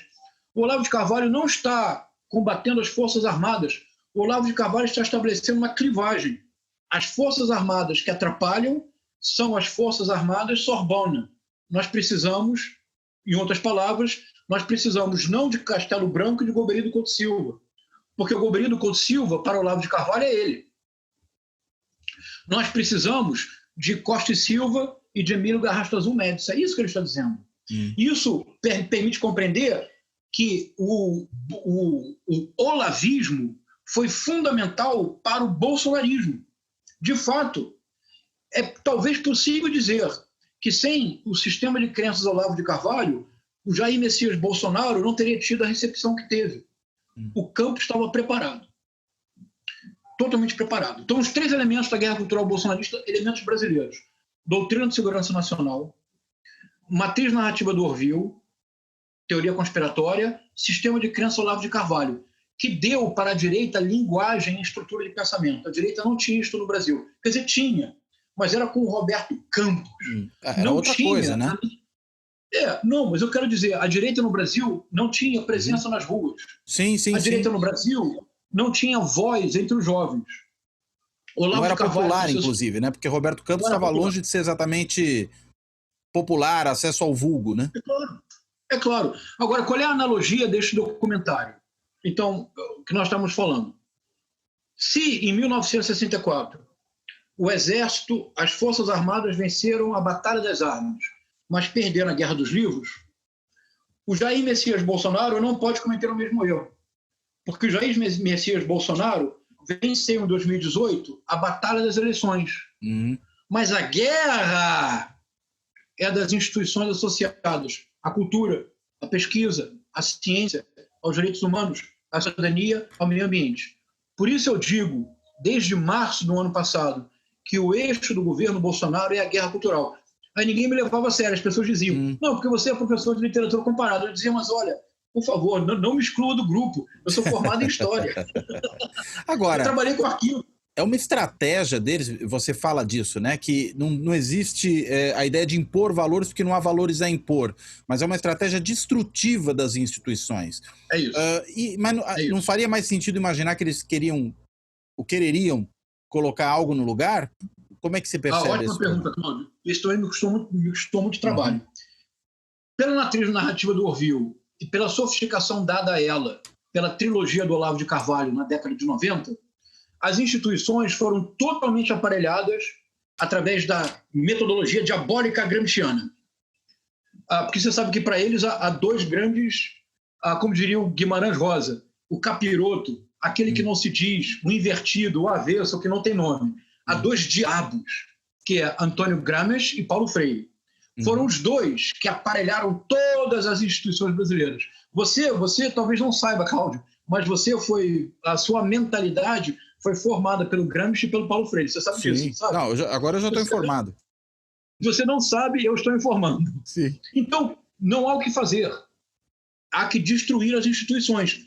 Quando o Jair Bolsonaro, no primeira viagem internacional que fez, no jantar que teve na embaixada, ao seu lado, Olavo de Carvalho, à sua frente, Steve Bannon, quando ele se levanta para dar um brinde, e há vídeos, ele diz: a minha primeira tarefa é destruir. Você se recorda disso? Não, isso não. Que frase, não? É exatamente isso. Que frase? Mas quando eu escutei essa frase, eu comecei a pensar no livro. Eu digo, peraí, eu entendo isto. Eu digo, em outras palavras, o que me incomodou muito é que nós passamos uma boa parte do tempo reduzindo o Jair Messias Bolsonaro ao personagem do CQC e do Super Pop. Nós passamos boa parte do tempo reduzido o atual, ou por enquanto, ministro da Educação, cujo nome eu me recuso a pronunciar. Eu, como professor universitário que dediquei a vida à educação, eu me recuso a pronunciar o nome do, por enquanto, e ainda ministro da Educação. E demissionário que está, resolveu soltar uma portaria revogando a portaria das cotas, né? Porque é destruição, né? Mas, Cláudio, quando você coloca na Fundação Zumbi dos Palmares um senhor que afirma que não há racismo no Brasil, que retira do site da Fundação biografias de homens e mulheres brasileiras ilustres, e que cria um abominável selo antirracista para atestar que a pessoa não é racista num país racista como o Brasil, quando você tenta colocar na frente do IPHAN, uma das glórias do serviço público brasileiro, o Instituto do Patrimônio Histórico e Artístico Brasileiro, que teve o seu primeiro dirigente, um dos grandes nomes da cultura deste país, o Rodrigo de Belo Andrade, que teve Mário de Andrade como funcionário do IPHAN. Quando você coloca no seu lugar uma blogueira que se define como turismóloga, você quer destruir a instituição. Quando você coloca à frente de uma das mais importantes fundações do mundo, internacionalmente reconhecida como uma das mais importantes fundações de pesquisa e de guarda de manuscritos e acervos do planeta, a Fundação Casa Rui Barbosa. Quando você coloca na sua direção uma roteirista do SBT, você quer destruir essa instituição. Quando você coloca à frente da CAPES alguém que é um criacionista, você está querendo destruir a instituição. Quando a pandemia no Brasil, quando a peste foi oficialmente reconhecida, na madrugada do domingo para a segunda-feira, o presidente da CAPES cortou 6 mil bolsas de pós-graduação. 6 mil bolsas de pós-graduação. Isso incluía áreas como, por exemplo, doutorandos em infectologia. Havia doutorandos que tinham sido deslocados para estudar o Covid-19, que dormiram no domingo como pesquisadores e acordaram na segunda-feira desempregados. É importante que o seu público saiba que quem recebe bolsa no Brasil assina um documento de dedicação exclusiva. Não pode ter emprego, muitas pessoas, para assumirem uma bolsa, perdem dinheiro porque abandonam seus empregos. Depois do protesto nacional e internacional, a CAPES voltou atrás dizendo que havia um erro de digitação. É sempre assim. Ora, eles não querem privatizar tudo? Se um erro de digitação de 6 mil bolsas fosse cometida numa instituição privada, o presidente teria sido demitido, não teria? Era o mínimo, né? O mínimo. Bom, o CNPq acabou de promulgar um dos editais mais importantes do mundo. Que há coisas que o Brasil fez que são notáveis. Como, por exemplo, uma bolsa... Inclusive durante a ditadura militar, né? Ditadura militar. Eles são piores do que a ditadura militar. A ditadura militar, que devemos abominar por todos os motivos, mas a ditadura militar tinha um projeto de país. Ela construiu instituições, né? Inclusive na área científica e educacional. Embrapa, a ditadura militar criou a Embrapa, criou a Embraer. A ditadura militar nacionalizou o sistema de pós-graduação, aumentou os recursos da CAPES do CNPq. Este governo é pior do que a ditadura militar e é mais perigoso. Bom, o CNPq tem um edital chamado Bolsa de Iniciação Científica, o que permite que estudantes, e são também de universidades privadas, um aluno da PUC, um aluno da FGV, podem ter bolsa de iniciação científica do CNPq. Esta bolsa é dada a partir do 3º semestre e a maior parte dos hoje mestres e hoje doutores e dos nossos colegas começaram a sua carreira de pesquisadores com esta bolsa. Eu, na UERJ, tive plenas condições de me desenvolver, porque a partir do 3º período eu ganhei a primeira bolsa de iniciação científica do CNPq de toda a Faculdade de História da UERJ e mantive a bolsa até me formar. E foi fundamental para que, junto à minha família, eu tivesse legitimidade para continuar me dedicando integralmente aos estudos. Pois bem, o CNPq lançou um edital e deste edital foram extraídas todas as disciplinas da área de humanidades. O ministro demissionário da Educação, ele também disse que por ele, sociologia, filosofia, não tem que ter qualquer centavo de dinheiro público, né? E você sabe por quê? Porque são pessoas como eu que fazem análise do que eles estão fazendo. Eles não querem esse tipo de análise, exatamente. É isso. Então, Cláudio, mas não quero ocupar muito seu tempo. Ou seja, é preciso só destruir. O que nós precisamos fazer? Eu creio que nós precisamos, em primeiro lugar, como conclusão, ativamente substituir a retórica do ódio pela ética do diálogo. Em lugar de ver no outro um adversário, um inimigo, em lugar de torná-lo um nada que eu possa eliminar, eu preciso ver no outro um outro eu. E a diferença enriquece a minha vida, amplia o meu horizonte. Se nós compreendermos isto, nós podemos ocupar as redes sociais, as ruas, nós podemos tornar o universo digital uma ágora, uma nova ágora, na qual a diferença será constitutiva do nosso diálogo. Se conseguirmos isto, Cláudio, o bolsonarismo definha a olhos vistos. Segundo ponto, nós precisamos compreender que o bolsonarismo ele é o primeiro movimento político no Brasil dominado pelo ódio. A retórica do ódio é apenas uma forma de trazer para a linguagem do dia a dia o ódio que faz com que o bolsonarismo não possa senão ser a criação contínua de inimigos que serão espiados publicamente nas águas digitais. Terceiro ponto, esse é o mais importante, Cláudio. Esse é o mais importante, mas é o mais agônico e é o que eu acho que por volta de outubro deste ano produzirá um colapso para o qual precisamos nos preparar. é que o bolsonarismo tem uma contradição interna que não se resolve. Que eu posso tentar expor assim. O êxito incomum do bolsonarismo necessariamente leva ao fracasso do governo Bolsonaro. Sim, é o grande paradoxo, né? Eu chamei isso outro dia de governo movimento, né? Um governo que não quer governar, produzir política pública, né? Ele quer mobilizar, atiçar a sua base. E não é possível fazê-lo. Por quê? Não pode haver administração pública sem a consideração de dados objetivos. É muito simples. Você não pode sequer planejar uma política se você não tiver um diagnóstico preciso. O nível do diagnóstico não importa se você é de direita, esquerda, radical. Há um nível da coisa pública que não se trata do nível do isentão, isso é uma tolice, mas há um nível da coisa pública no qual, se você colocar um economista de extrema esquerda e um economista de extrema direita, há um diagnóstico no qual eles devem coincidir. Por exemplo, o montante da dívida pública, o comprometimento do PIB com a dívida, a possibilidade ou não de investimento. São fatos, dados, né? Objetivos. São fatos, são dados objetivos. Bem objetivos. No governo Bolsonaro, nada é objetivo. Nada é objetivo porque o bolsonarismo ele é um movimento político de conteúdo vazio. E isso, na campanha eleitoral, paradoxalmente, foi o grande trunfo do bolsonarismo.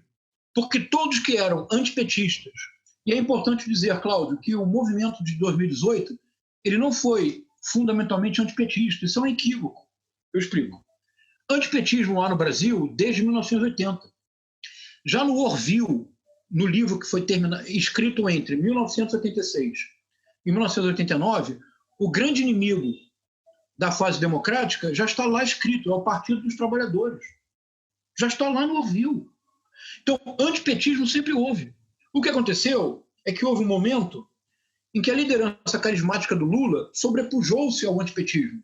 E, sobretudo, com a Carta aos Brasileiros, em 2002, publicada na Folha de São Paulo. Ida para o centro, né? É isso. Então, o Lula tornou-se maior que o PT. E a adesão ao Lula tornou-se mais importante que o antipetismo. A novidade que a Lava Jato trouxe para o cenário político brasileiro é que o antipetismo recrudesceu e começou a haver um antilulismo. Então, 2018 não se explica apenas como antipetismo. É antipetismo mais antilulismo. Mais o quarto elemento do bolsonarismo, que é a Igreja Neopentecostal. Mas, para voltar atrás, rapidamente. Então, o bolsonarismo como conteúdo vazio permitiu que todos projetassem no Bolsonaro o que desejavam. O mercado financeiro projetou o Paulo Guedes. A classe média, eternamente udenista, projetou o Sérgio Moro. As classes mais baixas, que com toda razão, as classes socialmente mais desfavorecidas, que com toda razão têm na segurança pública a preocupação dominante do seu cotidiano, essas classes projetaram no Bolsonaro a imagem do exército, do capitão e da ordem. Como conteúdo vazio, o bolsonarismo pôde tudo absorver, inclusive o seu núcleo, porque a linguagem do bolsonarismo passou a ser o sistema de crenças do Olavo de Carvalho. Quando o Eduardo Bolsonaro declara, e já o fez inúmeras vezes, o nosso precursor foi Olavo de Carvalho. Sem Olavo de Carvalho nós não estaríamos aqui, ele tem razão. Como linguagem, porque não há política sem linguagem. O dilema da esquerda hoje é que a esquerda perdeu a linguagem que tinha. Mas isso é outro programa. Então, o bolsonarismo, quando chega ao poder, enfrenta de imediato um problema. É porque o bolsonarismo, se nós usarmos uma metáfora que certamente seria aprovada pela família Bolsonaro, o bolsonarismo é o primeiro movimento triápico da política brasileira. Porque o bolsonarismo ele vive de inventar inimigos em série que mantém as massas bolsonaristas permanentemente excitadas. É uma excitação permanente. Mas a este priapismo político corresponde uma absoluta impotência administrativa. Porque você não tem como administrar um país. Cláudio, você não teria como administrar um departamento de universidade se você não levar em consideração dados objetivos. Claro. Então, o êxito incomum do bolsonarismo. E nós precisamos, de maneira intelectualmente honesta, reconhecer. Nenhum de nós jamais imaginou que o bolsonarismo seria capaz de manter uma massa mobilizada de maneira permanente por tanto tempo. Nenhum de nós imaginou. Nenhum de nós imaginou que o Jair Messias Bolsonaro, o capitão, que não consegue reunir duas frases complexas em sequência, o capitão para o qual sempre há unióbio, unióbio mesmo, que seria a solução da economia, a unióbio da peste, que é a cloriquina, sempre há uma panaceia, porque ele não é capaz de conceber um mundo complexo. O mundo é simplesmente inimigo, aliado. Ou há uma solução mágica ou não há solução alguma. Nós não imaginamos que o Jair Messias Bolsonaro poderia ter se transformado em uma liderança messiânica. Temos a humildade de reconhecer. Então, o êxito incomum do bolsonarismo implica necessariamente o fracasso retumbante do governo Bolsonaro. Então, o bolsonarismo é um movimento destinado a definhar. E autodestrutivo, né? É autodestrutivo. Quanto mais alto ele vai, maior será a queda necessariamente. Mas eis o dilema. Infelizmente, e é preciso repeti-lo 1000 vezes, infelizmente, com o advento da peste do Covid-19, tudo se acelerou. Porque se nós tivéssemos, Cláudio, uma economia minimamente estável, imaginemos que em 2019 a economia crescesse 2%. Imaginemos que também 2% em 2020 e 2% em 2021. Seria, num período de 4 anos, o crescimento de 7,1%. Dada a característica da economia brasileira da última década, em 4 anos crescer 7,1% seria uma vitória excepcional. Ele estaria reeleito, praticamente.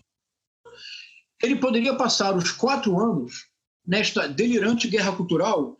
Nós poderíamos passar 4 anos discutindo se foi impeachment, se foi golpe, se o globalismo chegou no Brasil, se o João Dória tem relações com partidos comunistas, se o Witzel é um ser alienígena, etc. Nós poderíamos passar 4 anos produzindo narrativas, produzindo inimigos em série. Na minha perspectiva, por altura do 2º ou 3º ano de governo, o colapso seria inevitável, porque não é possível. Em algum momento, a realidade cobra o seu preço. Em algum momento, a sua conta bancária chega no vermelho. E quando ela chega no vermelho no Brasil, que nossos bancos, muito generosos, cobram juros que deixariam o mercador de Veneza shakespeariano envergonhado, o Shylock teria vergonha de cobrar os juros que os bancos no Brasil cobram. Então, em algum momento, a realidade cobra o seu preço. A minha expectativa é que, por volta de meados de 2021, a crise fosse muito séria e se revelasse a inviabilidade de um governo em movimento, como você define muito bem. Infelizmente, porque é uma tragédia humana. Sim. Infelizmente. Ainda por cima, no meio de uma pandemia como essa que nós vivemos, né? É isso. E neste caso, pensemos em apenas 2 momentos. E você vê que eu estou tentando fazer uma espécie de etnografia do presente. Pensemos em 2 momentos. O Ministério da Saúde, que já se completa 1 mês sem ministro efetivo, é o único país do mundo em que, meio a uma peste, pode se dar o luxo de passar 30 dias sem ministro efetivo. Nem o Gabriel Garcia Marques, na sua Macondo colombiana, imaginaria tal. É que eu imagino que ele seja o ministro efetivo. Ele só não é declarado como ministro efetivo para justamente estar resguardado, né? Não, totalmente de acordo, mas do ponto de vista simbólico é muito importante. Sim, claro. Agora veja, quais foram as 2 últimas atitudes importantes do Ministério da Saúde? Contratar um senhor que, de forma inacreditável, deveria, por assim dizer, ser um mago dos números. E ele se chamava Carlos Wizard. Exato. É quase que inacreditável. E baixar uma portaria, deixando claro para os servidores do Ministério da Saúde que as suas redes sociais serão vasculhadas. Cláudio. Sim. E a cloroquina. É isso, é claro. É isso. É uma metonímia selvagem e profundamente dolorosa da incapacidade radical do bolsonarismo converter-se em governo Bolsonaro. Sim.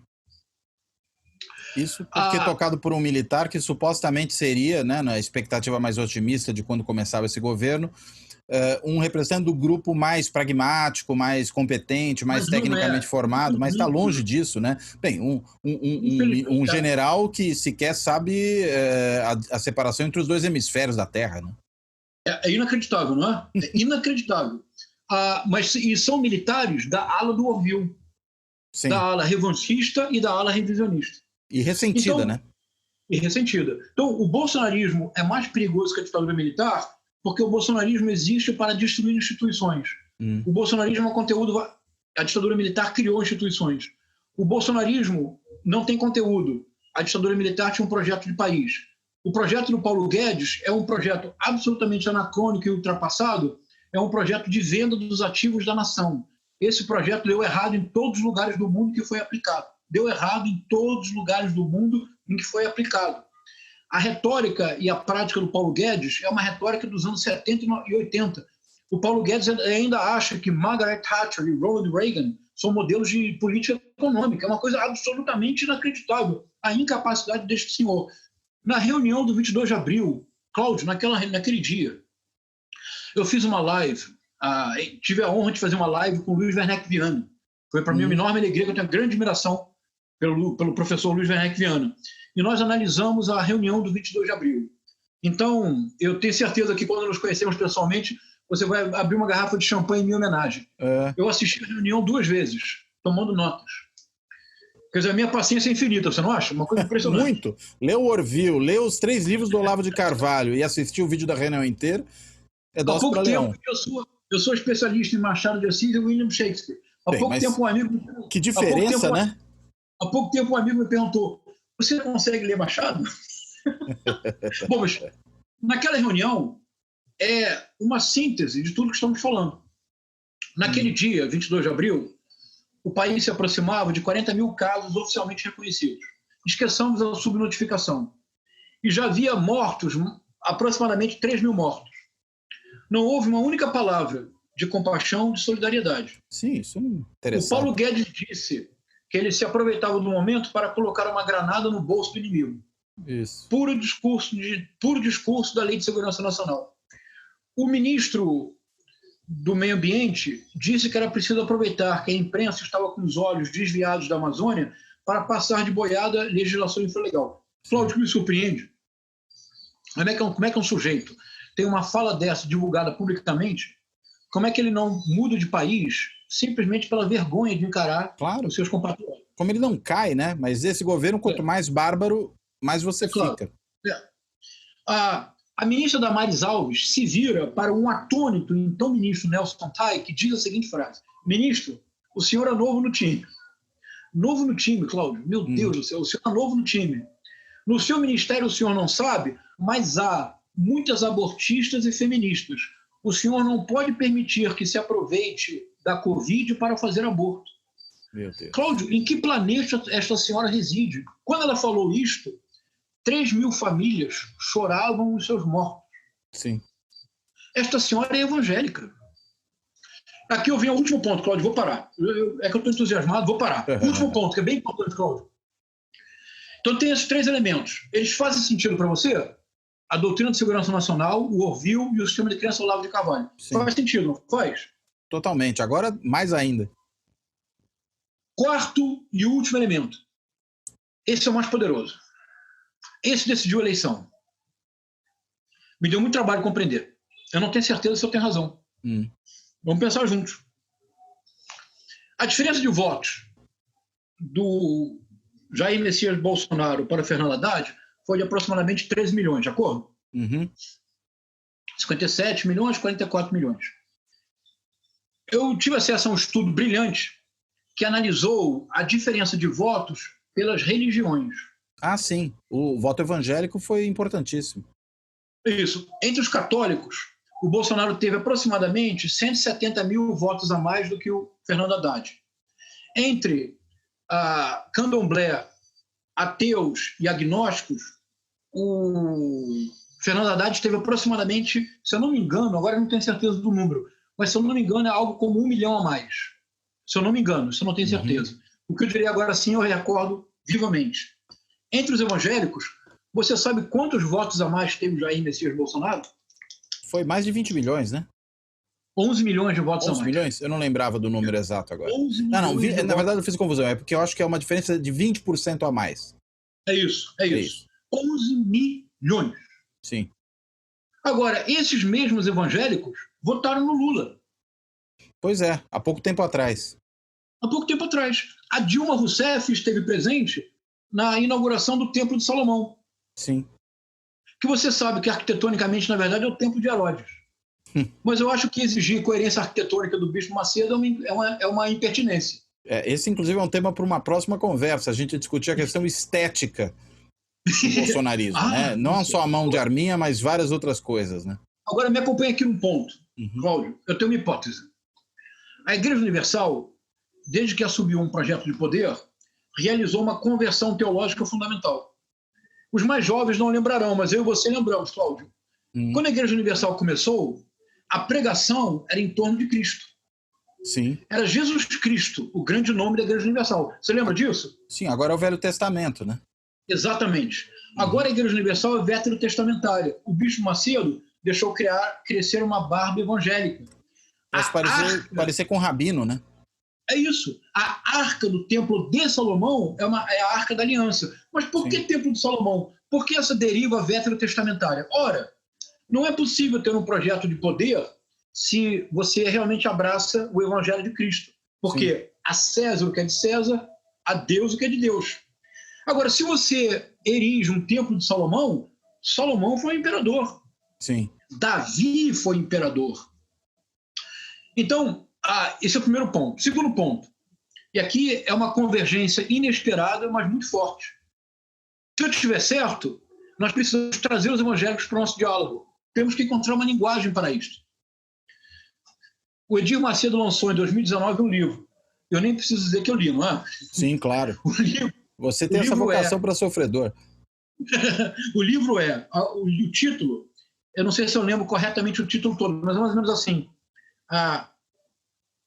As Batalhas da Fé. Como vencer, ou então a Guerra da Fé, as Batalhas da Fé. Não, nada a perder? Como vencer, isso é o título do filme. Nada a perder. É como vencer as batalhas do dia a dia. Cláudio, tudo fez sentido para mim.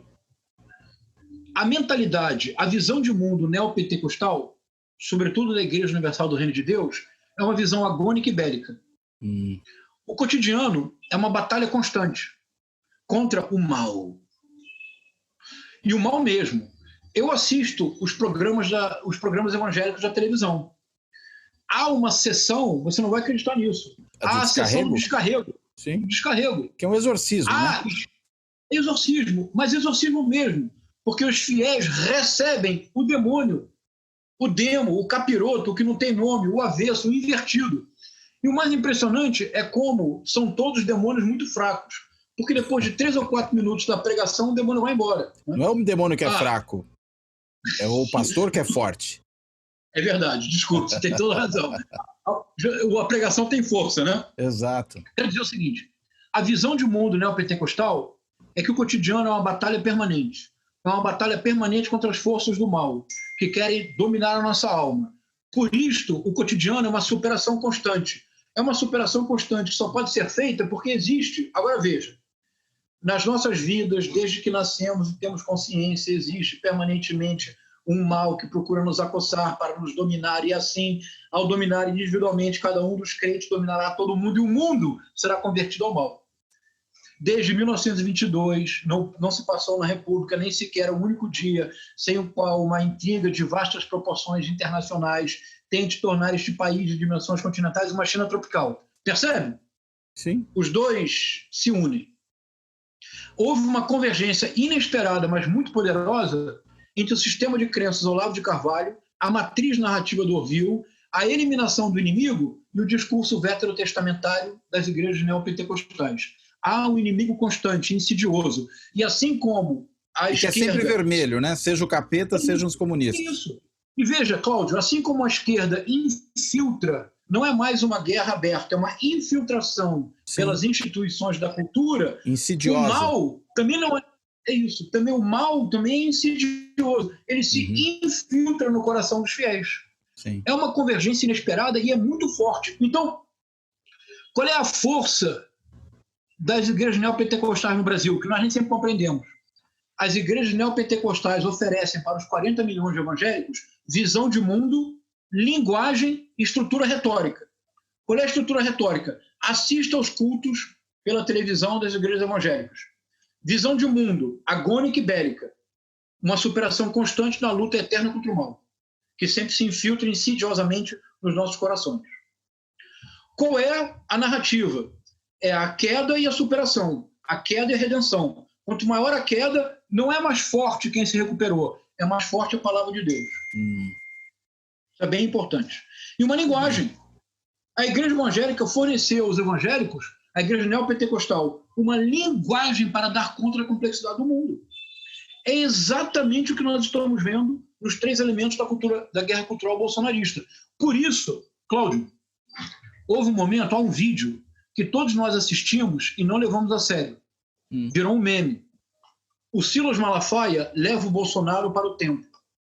A apresentação ao templo, que é o Ecce Homo, a apresentação do templo do Jesus menino, e é o Ecce Homo, quando Jesus é levado para a expiação. O Silas Malafaia leva o Jair Messias Bolsonaro para o templo.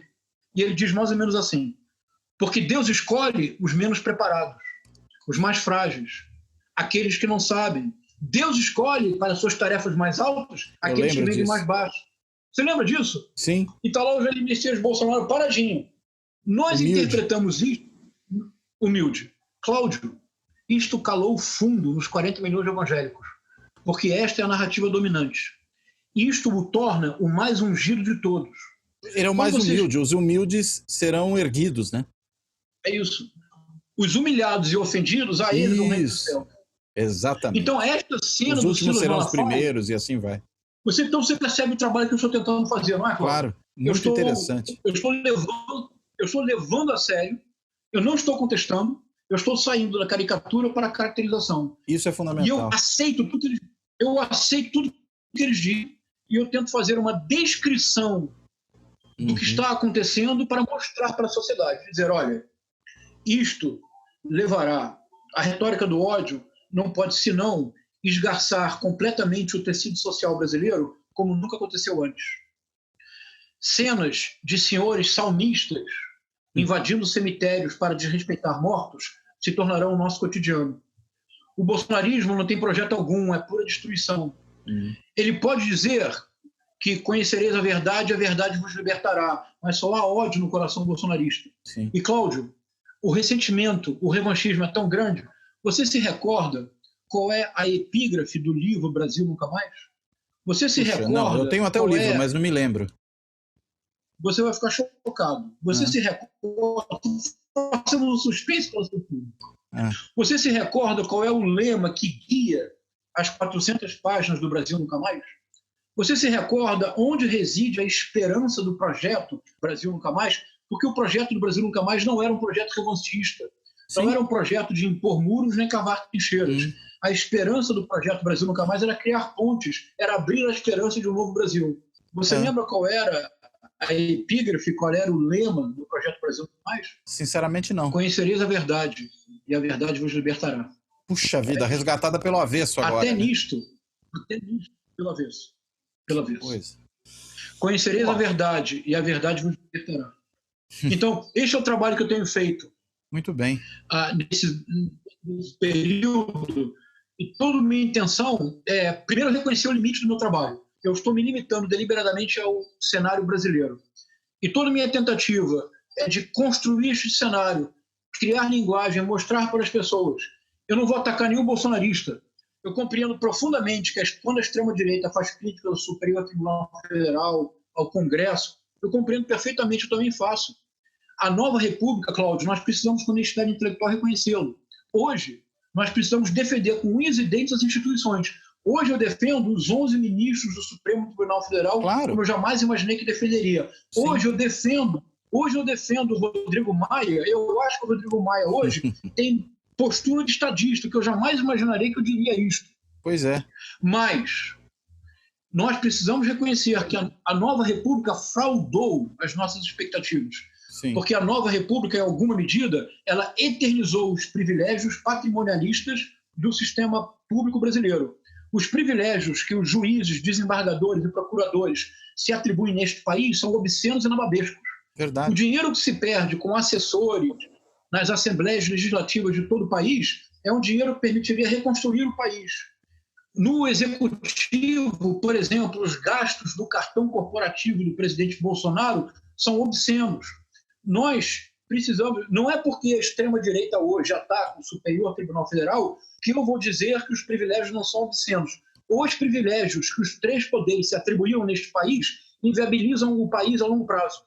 Nós precisamos de uma reforma pública profunda, mas esta reforma pública é de uma polis. O bolsonarismo é apenas capaz de imaginar uma polis pós-política, profundamente autoritária. E, Cláudio, anote o que eu estou dizendo.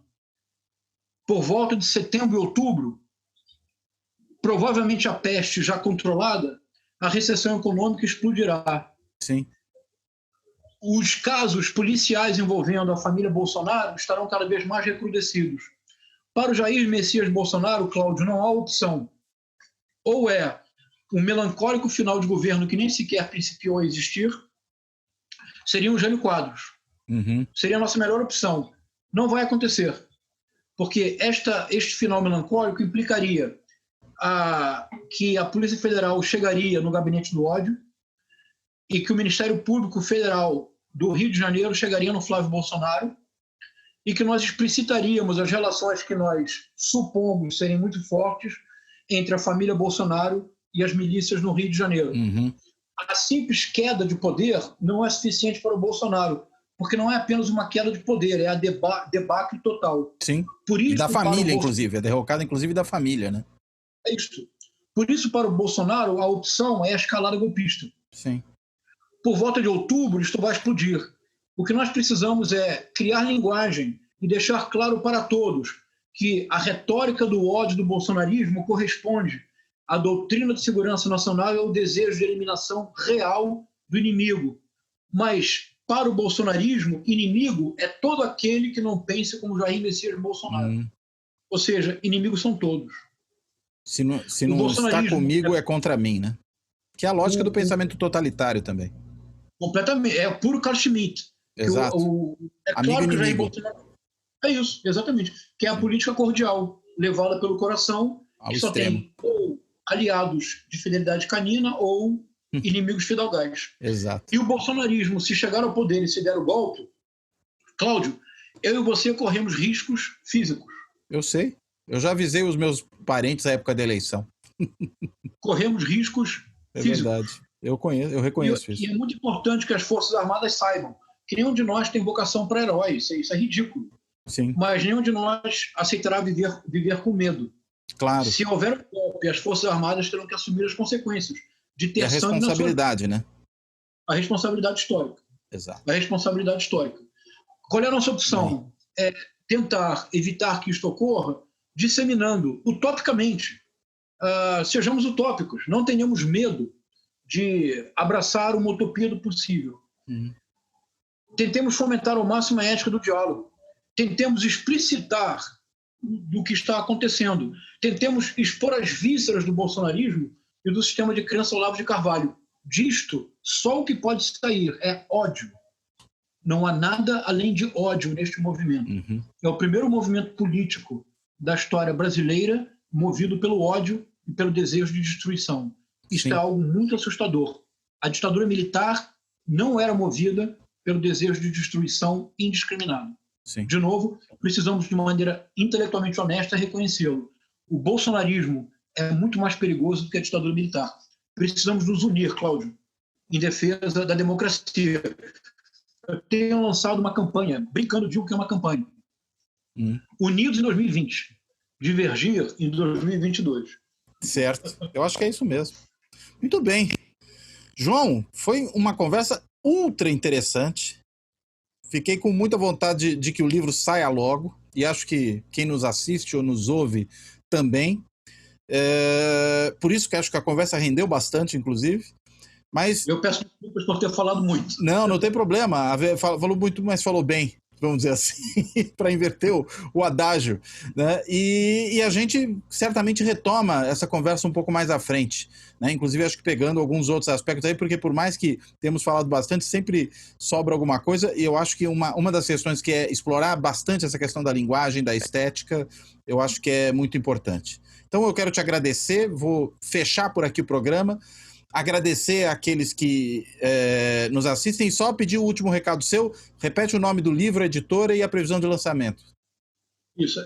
O livro se chama Guerra Cultural e Retórica do Ódio, Crônicas do Brasil, editora Caminhos, e a previsão de lançamento é a primeira quinzena de julho.